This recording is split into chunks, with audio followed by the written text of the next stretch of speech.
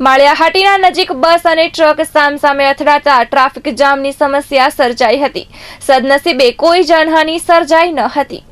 Maliya Hatina station દરવાજા ચોકમાં ST bus અને ટ્રક આજે 11 કલાકના અરસામાં અથડાઈ જતા ટ્રાફિક જામ થયો હતો।